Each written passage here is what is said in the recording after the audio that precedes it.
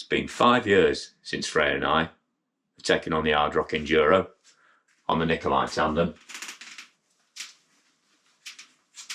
But now it's time to get the beast of Ard Rock ready to ride again. So, unsurprisingly, one of the biggest casualties on the Tandem generally is the rear wheel. They eat free hubs, they destroy rims, they can detension spokes in just a handful of minutes.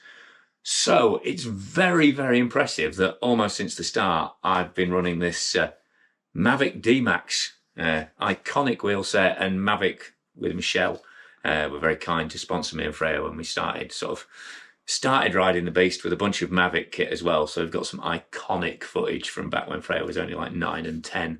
Was riding all sorts of stuff in the classic black and yellow. But as you can see, there's a fair few dings and chunks out of this wheel, and it's no longer round. It's pretty far off round, poor thing. So I'm just basically worried about the whole wheel collapsing, which would definitely put paid to some fast runs at Ard Rock. So, thankfully,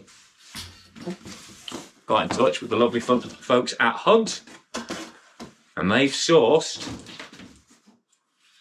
a non-boost, super wide, enduro wide, 275 wheel. Because yeah, I mean that dates the Tandem. It's actually 27.5 front and rear. And it's non-boost, because I actually originally got it built as a wheel test rig because I couldn't, new wheel sizes were coming out, 27.5, and frankly I just couldn't kill them quick enough. But putting them on a Tandem definitely up the ante in terms of torque that was going through hubs and the kind of impact that's going through the wheel. So what I've been doing for the past couple of years, not just for fashion, but also because it makes it roll a bit quicker, I've actually been running a 29er wheel up front. I've actually been running a 29er wheel up front, but keeping the 27.5 on the back end, because well, there isn't room to put a 29. So it's actually a fashionably mullet Tandem. So first thing to do, get a new rear wheel on there, see how we go from there, and then got some brake upgrades, hopefully some suspension upgrades, maybe a bar upgrade, definitely some bearing upgrades thanks to Enduro bearings, and yeah, just generally throw a whole bunch of test kit at it and see where she ends up and how she holds out at Ard Rock.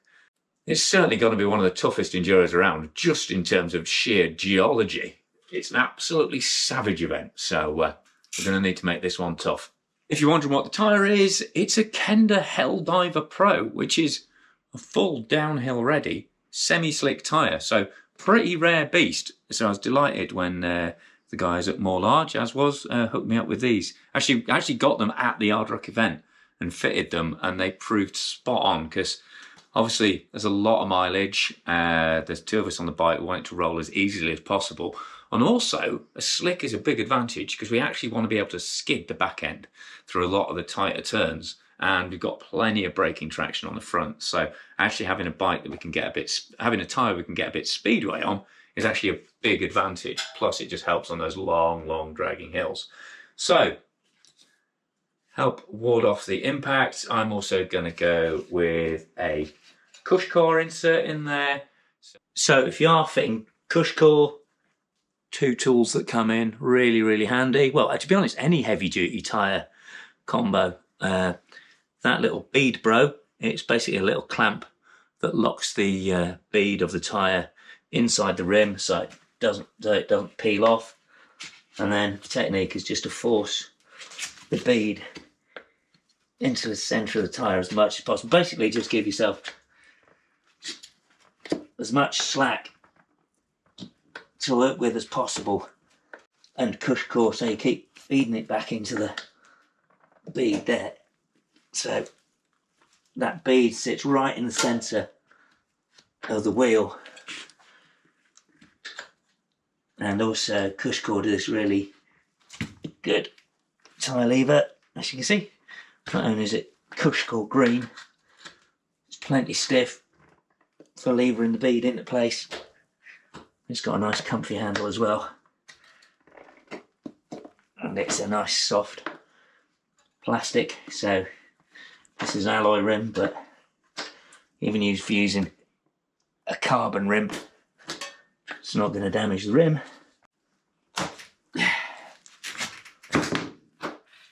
And there we go. I mean, it's a double-edged sword using a tyre you've pre-used, because especially if it's full of sealant, because the sealant kind of acts like a lube to actually get the tyre in place. Non-pro tip, the reason I really struggled to get the last of the bead on opposite the valve was because I hadn't actually hooked the tyre the far side of the valve when I was putting the far side of the bead on. So yeah, tried to rush it because I was on camera and made a real pig's ear of it. So like I say, I'll do a proper how to install your cush core without having a juvenile melt, without having a teenage drop, because I'm good at teenage drops, so I may as well let you know how to avoid them where possible. But yeah, it all seems to be behaving nicely now. And then I'm going to go with 1052. Nice, the more sturdy pin steel.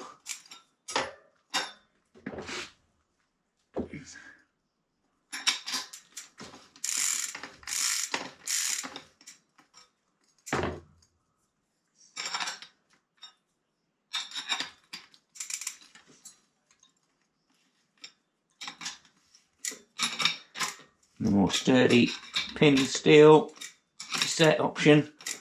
Now hopefully the rear mech and chain will take a 52. I was running a 50 before, so I'll just have to obviously check.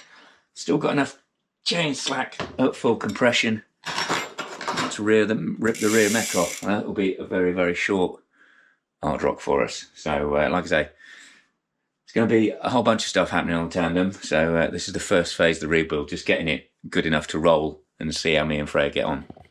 We've already looked at the handy little cush core tools. Another tool which I use a lot in the workshop, now I've got it, here's this little feedback chain roller bobbin. It's dead simple. It's just a piece of eco plastic, not quite, so it's not a petrochemical plastic, it's just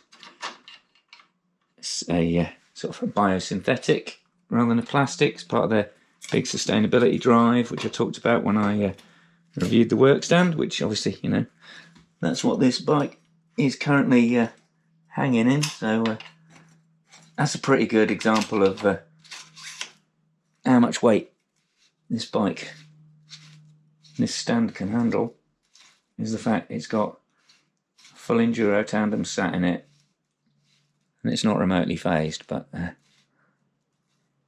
it's had a lot of hammer over the time as that rear axle, so rather than using the 6mm in it, I'm just going to use the adjustable on it, use the foot spanner flats as it's got them. That's one thing about Nicolai's, they're built tough and they're built practical.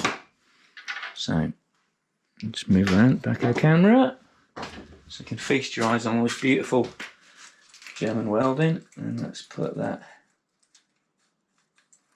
set up.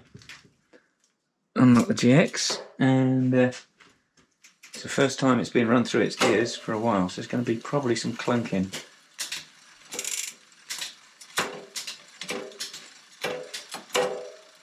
That one bad. Alright, and just she goes to the far end. Are you going to make it? Yeah, I think she's going to need some adjustment. Oh no, there she goes. Yeah, I think we're going to need some adjustment there. And see how she goes on the trail. And I think that brake's going to need some realignment as well. So, that's the next phase of tweaking. Another piece of indulgence, which I absolutely love, is this Enduro bearings fake pedal stub. So get some Petey's lube on there. I don't think this chain has seen, or either of these chains have seen lube in a long time. Get that on, let it soak in.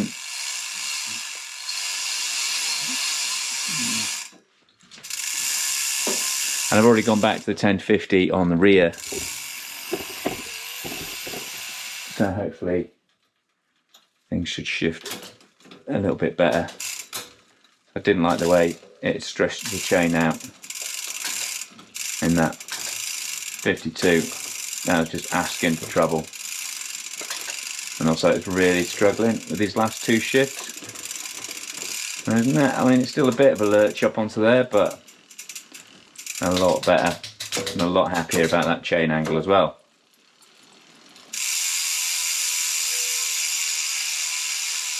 So, let's get a front wheel in, get some pedals on. We're ready for our first ride in a long time. So there we go. That's the big beast out from under the covers. New rear wheel fitted. Got a front wheel in. Gears seem to work.